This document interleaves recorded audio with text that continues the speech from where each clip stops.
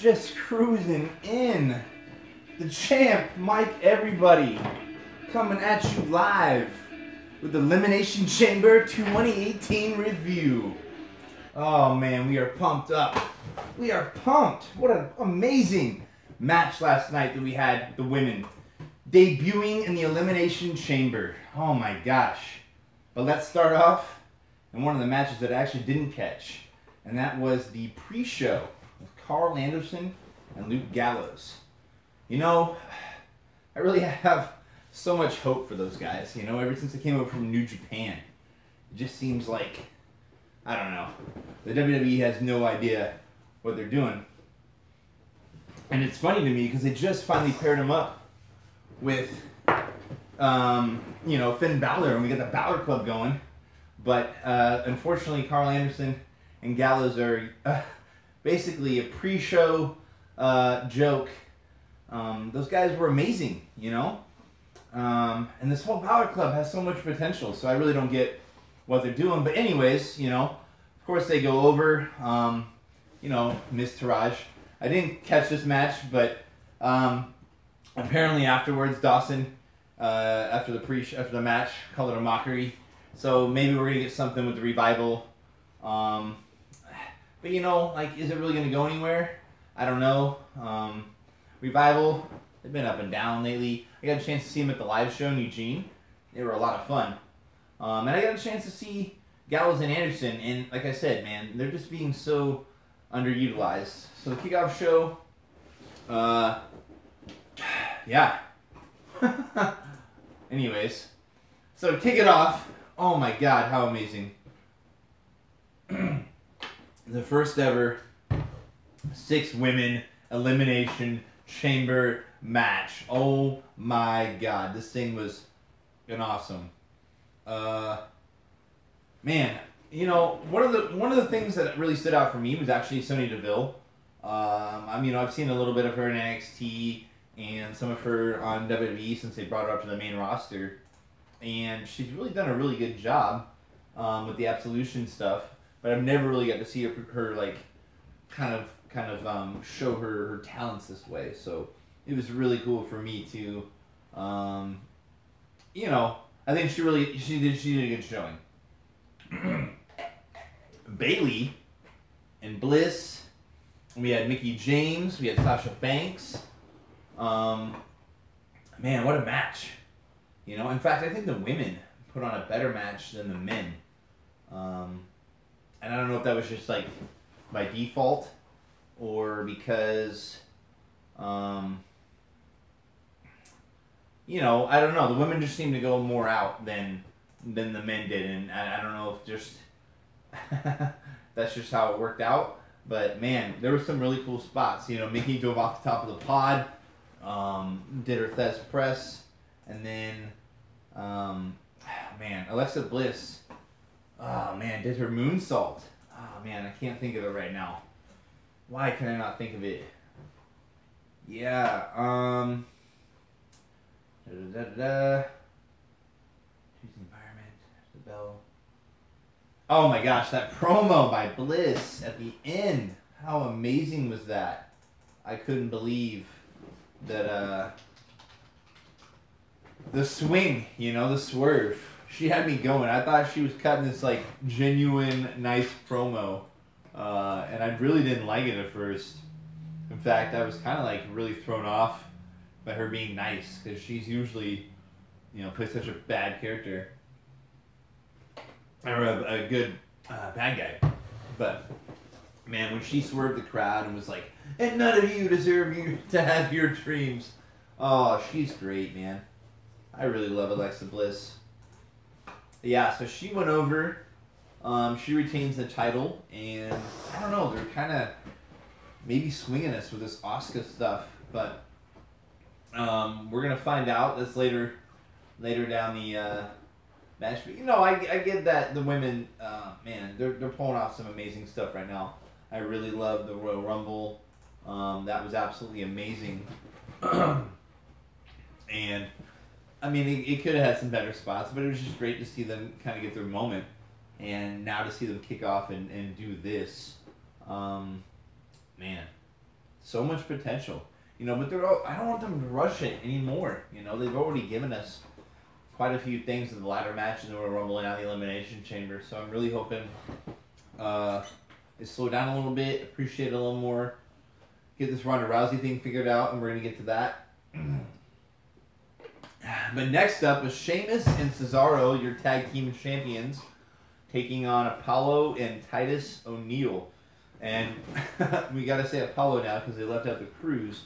I definitely don't call them that anymore. So, you know, typical, tag team match. Couldn't show this on Raw. Nothing special. Poor Apollo and Titus, you know, man, they just need to get over it. And I don't know what they're doing. They're just obviously holding these belts on Sheamus and Cesaro until WrestleMania. So until we get to that, they're going to hold the belts. And I'm sure they're going to face, I don't know. I don't even know. I don't even care. Like, I don't even care about the Raw tag titles anymore, you know? Is that sad? I'd rather watch SmackDown as far as the tag division. Alright, well, let's just move on. Next match, Asuka and Nia Jax. I was super impressed with Nia. I mean, she was amazing. Phil's here. This is going to be great. Yes. No. Roman and Brock. Yes, Phil. I mean, we're going to get there, but you're absolutely right. They've had that set up since they've won. Let's type that in there. And everybody knew it, man. Like, it's so... I'm so kind of let down about it because, you know, everybody wants something fresh, something surprising. And let me just get to that. We're going to get to that match. So back to Asuka and Nia Jax. Great match. Yeah, Sheamus. Me either, man. And it's sad because he works so hard. I've just never been a fan of the character. I don't know. It seems fake. And maybe it's not. Maybe he really is Irish. I don't know. But man, he really forces it seems. So I just can't believe it. I love Cesaro, which is, you know, the whole thing about that tag team is that, you know, I really think they're just kind of keeping them together to prolong Sheamus' career, because, you know, he's got some kind of injury going on with his back, and I assume that they're doing the tag team thing to kind of prolong him. And they're good. I've just seen everything. I don't know. What else can they do to surprise me? They're a good tag team, and when you put them in there in Titus and Apollo, and then you just have a fucking match that just ends so, like, I don't know, man. I was just so let down and disappointed. Apollo deserves so much more, man. Ugh. So Jax and Asuka, you know, finished up pretty strong. With a good match, decent match. I wouldn't give it, like, I don't know, maybe 3.5 stars. Asuka's, you know, but Nia showed one of her stronger showings. I enjoyed it. She was strong. The ending was cool. She speared her through like a barricade after Asuka got the win. Man, you know, and there was some cool stuff with this match, and I don't know, and maybe Nia Jax interjects herself before Mania.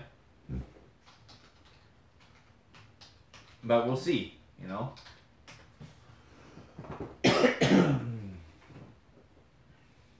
And after that, you know, Bliss, again, this is where I was a little thrown off, because who doesn't want Asuka versus Charlotte at WrestleMania?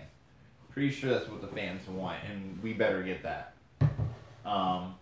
But, you know, who knows, they can curveball us and give us Bliss and Asuka, which wouldn't make any sense since Asuka's already beat her, you know, I think twice. So it wouldn't make much sense to me to get that done.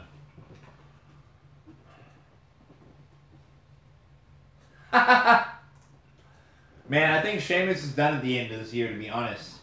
I think he's gone. I don't think it's going to matter you know, really what they do with him. Because I think that spinal epiphysis or spinal whatever is just not. Ooh, here we go. This is perfect. So back to Asuka. Well, you ask who would be a great challenge for Asuka, and I think if they can build Ronda Rousey correctly, it could be epic. I don't want it soon. I want it like next Mania. Like have Ronda like just dominate, Asuka dominate a whole year, and finally meet, man. That would be so amazing. Oh. But I don't know, man. I was really worried. Ronda was so rough on the mic. It was obviously her first time. She's in Vegas. There was like, I don't know, 16, 20,000 people in there. Maybe I'm overshooting. But man, I thought she was going to cry from like just pure emotion. Like from like just being nervous. Thank God she got like the spot that she did. And we'll get to that for sure. Oh, man.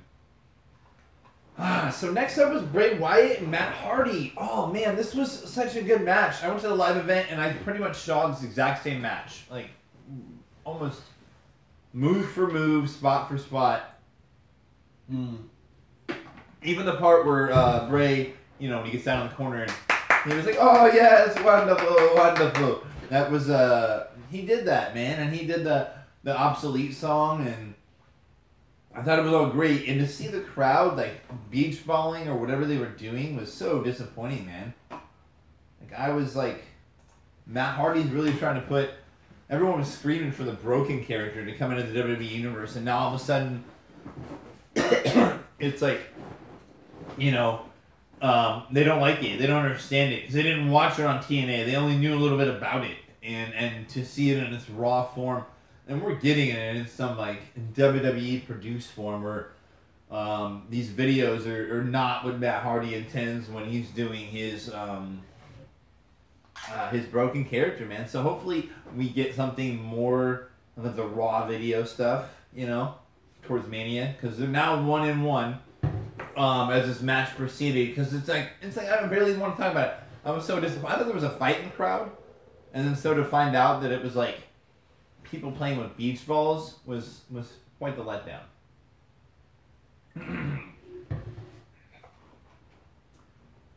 So again, Hardy, Twist of Fate, and fans of chanting "We want beach balls." It was pretty disappointing. So we'll see when we get WrestleMania, man. Next up was a segment with Ronda Rousey, and man, there were some botched moments, but all in all, it did its job. It set it up. We're going to get the tag team blow off at WrestleMania. Actually, I'm going to hold off on that. I'm going to back up. Because Phil has a great question. He's talking about Bray Wyatt and why he's never gotten a prolonged push. And he had the Undertaker match, and you're right. Like, ever since then, they broke up the Wyatt family, and he just eats pins. Like the Junkyard Dog or somebody, man. Like, he's a jobber.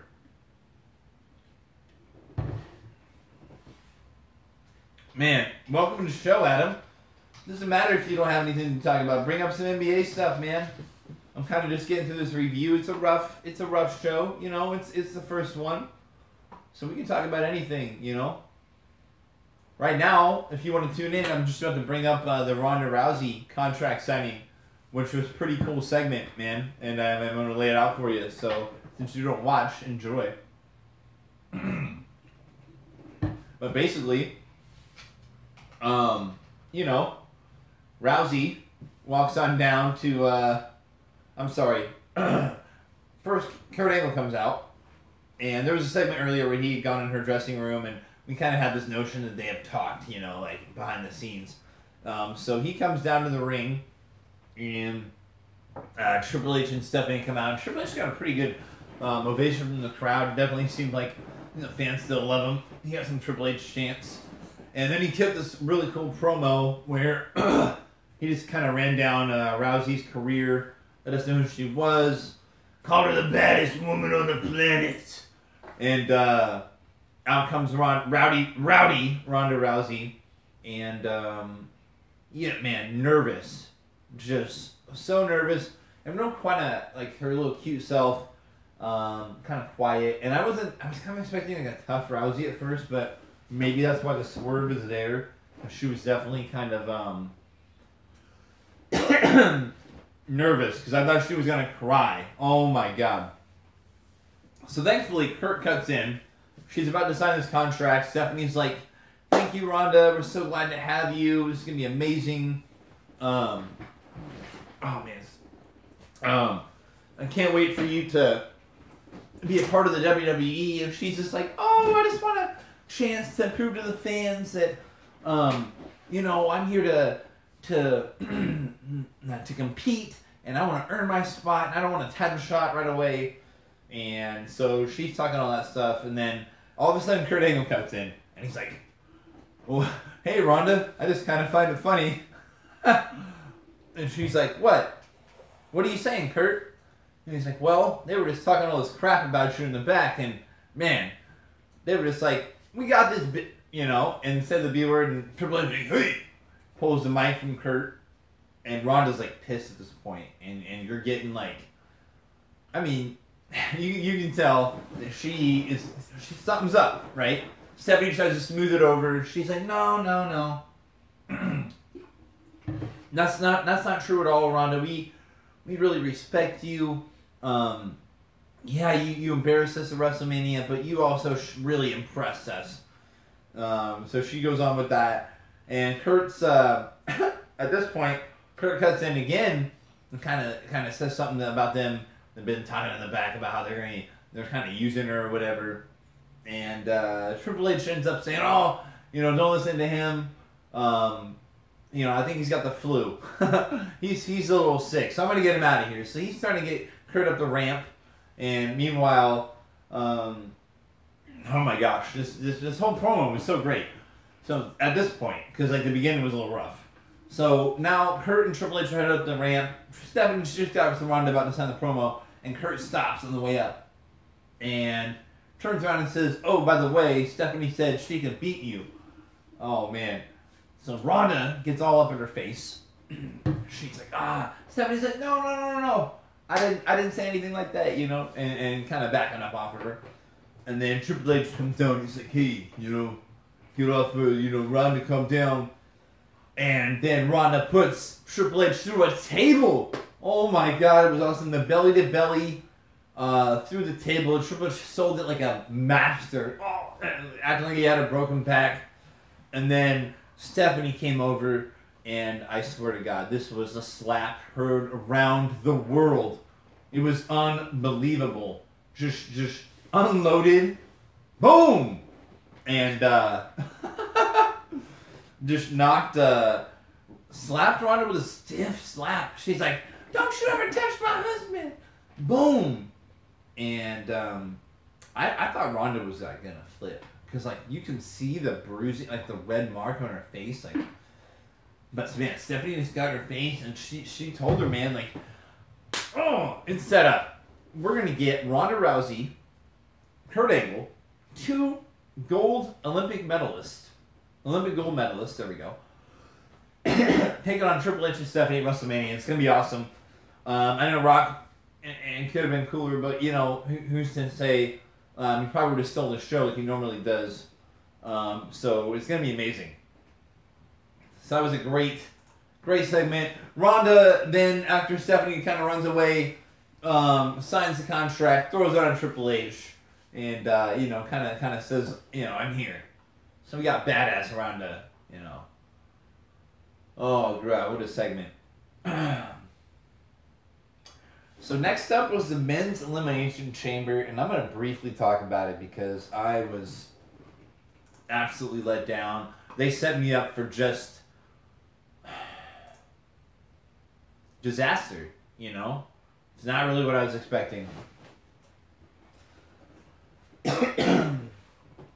So, just real quick, we'll sum it up, because I'm going to get over to talking with my buddies, talking to the fans. Braun Strowman, Elias, Finn Balor, John Cena, Roman Reigns, Seth Rollins, Miz. Start off Seth Rollins, Miz, Finn Balor. We had a triple threat at the beginning. It was good, decent, kind of slow. Strowman stole the show.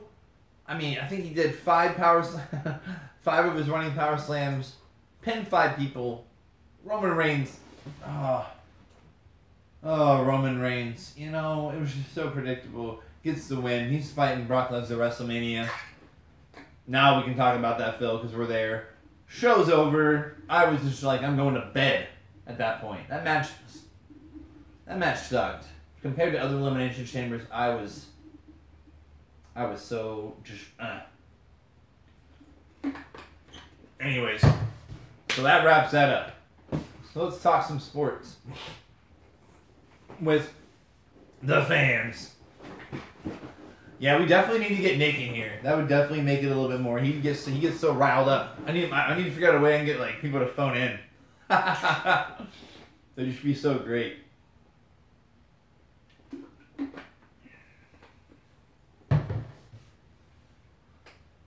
Let me see. What you guys have been talking about up here?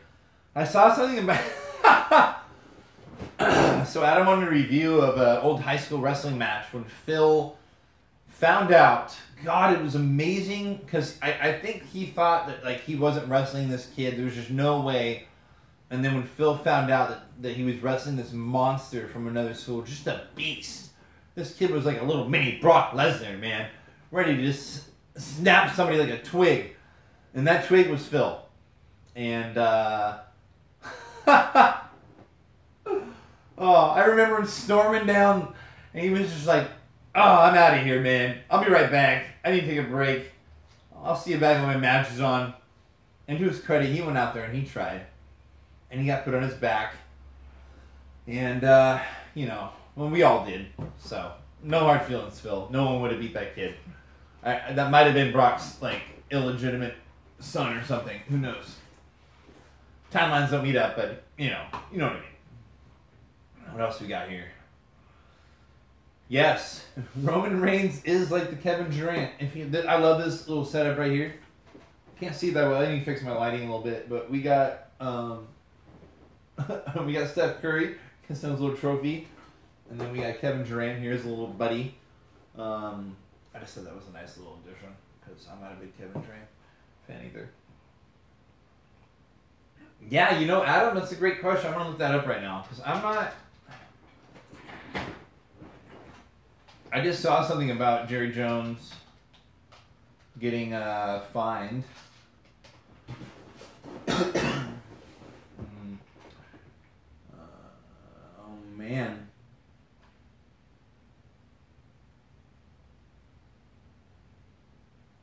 Looks like he's gonna have to reimburse $2 million in legal fees.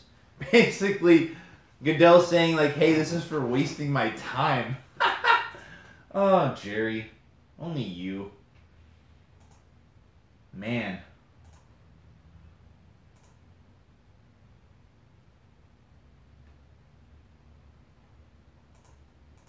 Phil, come on, you got to give yourself credit sometimes. At least you went in there.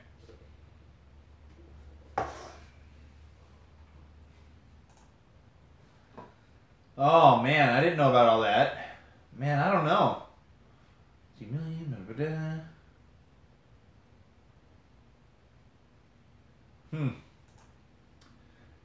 Kind of just seems,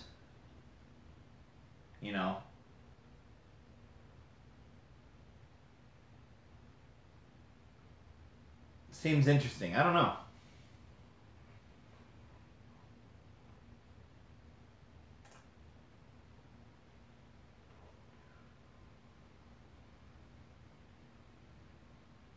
Give me a second. We're heading over to the live control room.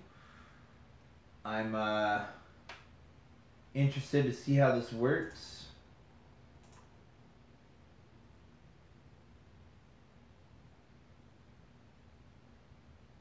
Yeah. It's his own legal fee. No.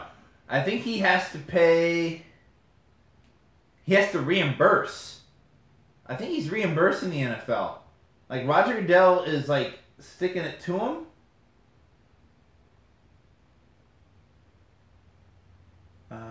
It's not a fine. It's a reimbursement for the costs incurred by member clubs. More than $2 million. So basically, for all that crap that Jerry did, he's sticking it to him.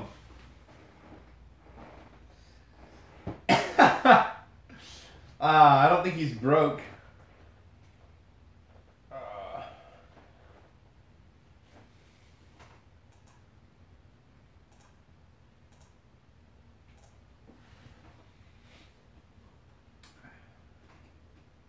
This is great, man. Even at the least, just fun talking with you guys. We can get a rundown real quick. Let me just hit up this. Let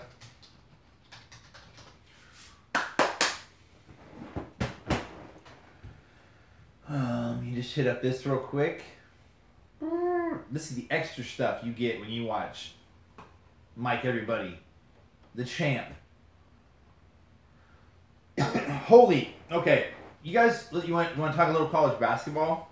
I went to the Arizona game and I saw that DeAndre Ayton guy, and that guy was amazing. He put up like 28 points, 16 rebounds. I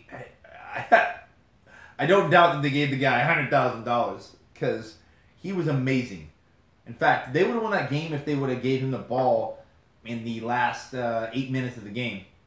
But they didn't. And he didn't do anything. In fact, he did nothing in the last 8 minutes. They didn't feed him the ball once. And I don't know if that was just a credit to our defense. Because when he actually, let me take that back. When he did get the ball, we were double teaming him very well. So it was great to see that. But, yeah. Let me type it in for you. DeAndre Ayton. I don't know how to spell it. Maybe that's wrong. Hold on. DeAndre Ayton.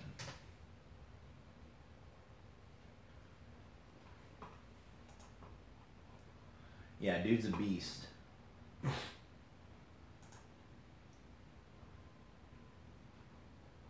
Maybe that's just to check my analytics. It doesn't seem like I'm like seeing your guys' stuff anymore.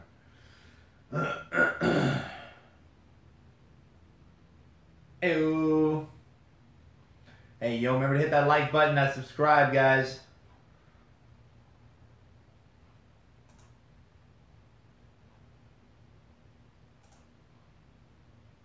Oh man, was that it? Yeah, so anyways, Oregon came back and won. It was an awesome freaking game, dude. One of the best games that I've been to in a long time. Went into overtime. That DeAndre Ayton guy though was absolutely something else. That guy should be in the NBA. And that brings up a whole nother topic that we'll have to get to on another show, but about people going straight into the NBA. Like, why not? It's a job, you know. Why can't they just make the decision themselves? It seems to make sense to me. Alright, trying to get to some of the current comments here.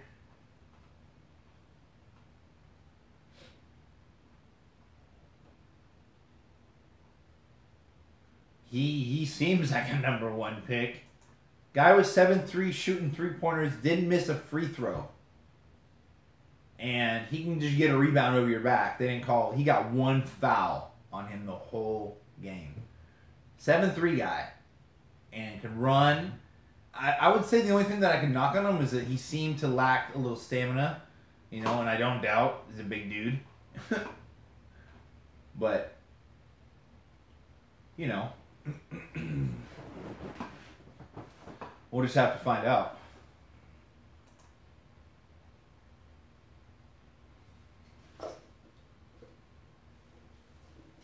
You guys excited for the draft?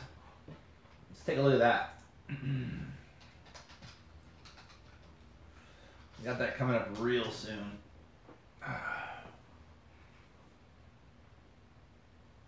Look at all these mock drafts on here. They're always so funny to me, you know? I mean, some of them have been put out since like last year, like day one. And just hang around. Hang around a little bit. Oh God, I hope Cowboys. Excuse me. I hope Cowboys trade Des Bryant. Isn't that harsh? But like, you gotta learn how to deal with reality in this business. And the fact of the matter is, he's expendable right now. And if we hang on to him too long, he might become expendable to where you just want to get rid of him. And so, I think, straight up, they should try to trade Dez Bryant. And yes, draft a receiver. There's so many good talent. You know, but the problem is, the Cowboys aren't... they just get lucky. I don't even know if it's about developing. I get so disappointed, like, nowadays, man. If I could trade anybody, it'd be Jason Garrett. I'm sorry, but I'm done with him. Get rid of him. James Washington. Let's take a look, Phil. I'm not as familiar.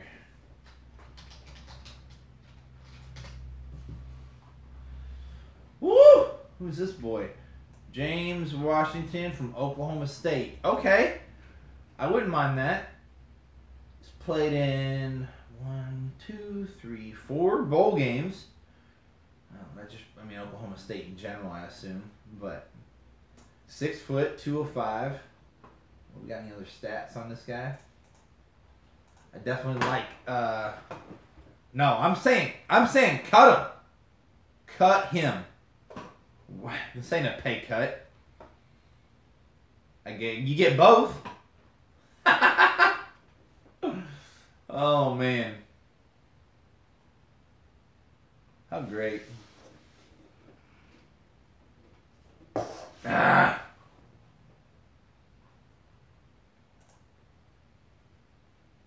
What do y'all think about the Kawhi situation? That's crazy too right now. God, there's so much going on.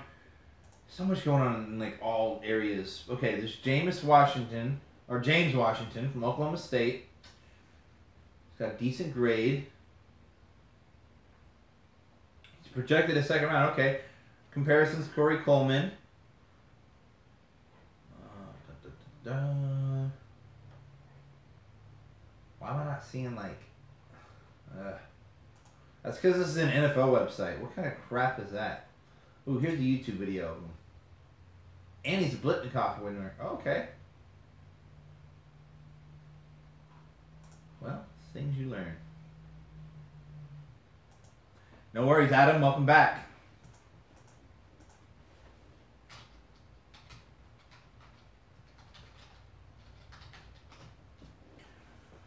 Does he want to come back? I don't get the situation. It seems like he would, but I don't know. Yeah, James Washington's the OSU guy. I'm actually looking at his highlight video right now. Kind of take a peek here. I don't think I've ever seen him.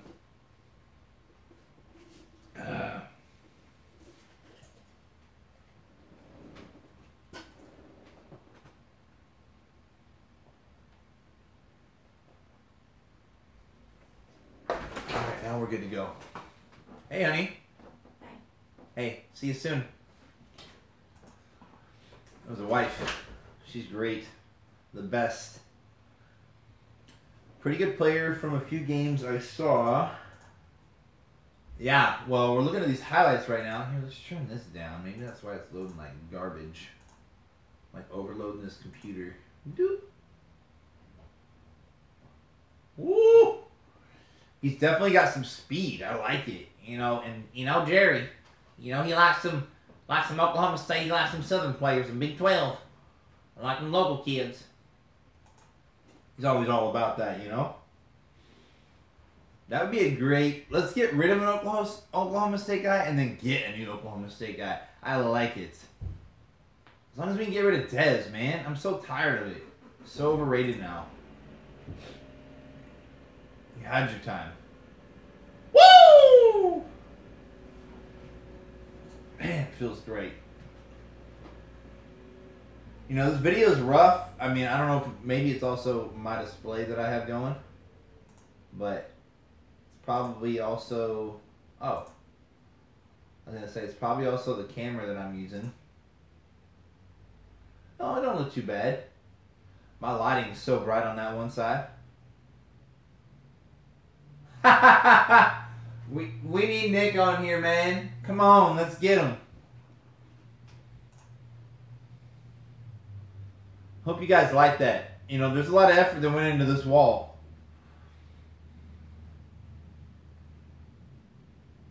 Bortles getting the contract extension. I like it. Let's talk about it.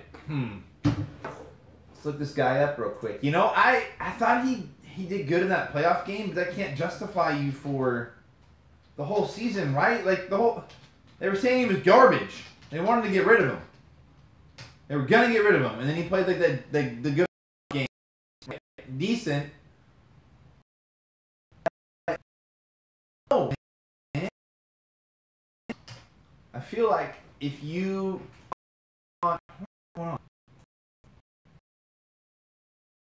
highlights, it like couldn't handle it. Hold on, we're talking about Bortles. Okay, let's do it.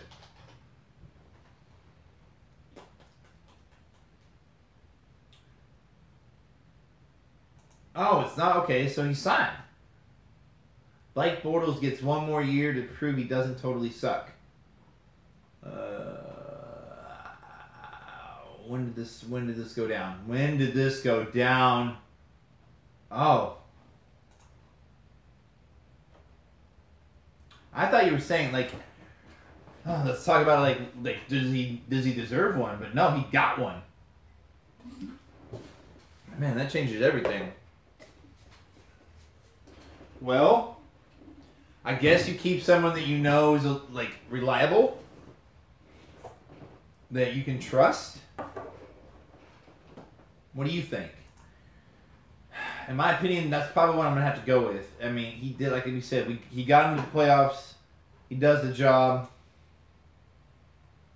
I just felt like, I don't know. I felt like with Tom Coughlin there, it would have been really cool to see Eli leave the Giants and go to Jacksonville and help take them. Like the old, like, kind of like his brother did with Denver. You know, I'm not even evil. I'm not a Giants fan by any means, but I just thought that would be really cool because pair those two back up. They won 2 Super Bowls together. They can do it again. Giants treat Eli like garbage. But, you know, that's clearly just fantasy. So Bortles, you know, yeah, I think he looked good against New England. He's got a great defense behind him. So, I mean, Leonard Fournette keeps running the ball. We're definitely going to see... we're definitely going to see him going, you know? Hey, remember to hit that like button and that subscribe button, by the way, boys. Appreciate it. Who are we talking about? Cousins? Bradford, Keenum. Oh, I'd love to see where... Yeah, I can't wait for the draft like we just talked about a little bit ago. Still need to look that up. Look at that. 2018 is all I had to type in, and I got NFL mock draft. Fill it in for the rest of me. It knows what we want, ladies and gentlemen. There it is. Good old... Yep. We love them.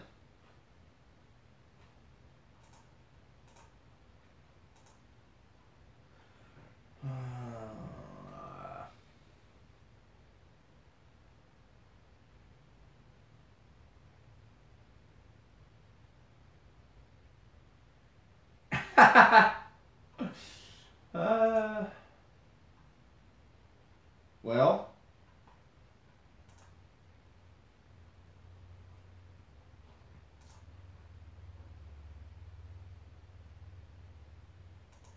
yeah, thanks, man. No, I appreciate it. Hopefully, it will get better as we go. I think it's gonna be more fun when I have somebody here to kind of debate with. You know, it's my first time. I was super nervous in the beginning. I could totally tell as I've definitely calmed down. But I appreciate you guys coming in. Fiddle, Jaguars defense is championship ready. You just need a quarterback who won't screw up. No, you're absolutely right. Like, they're prime.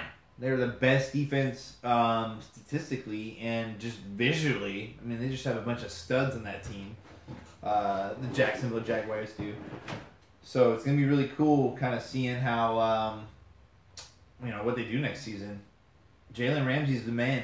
Cowboys should have got him, but, it is what it is. Well, that hits kind of in for our first show. Thank you for tuning in. I really appreciate the support, guys. And I hope to kind of craft myself as we go along.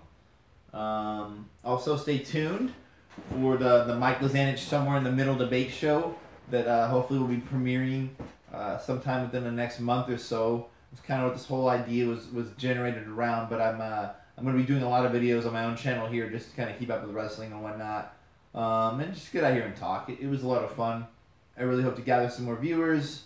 Remember to hit that like and subscribe. Thanks for watching, and we'll let it go out this way. Hello.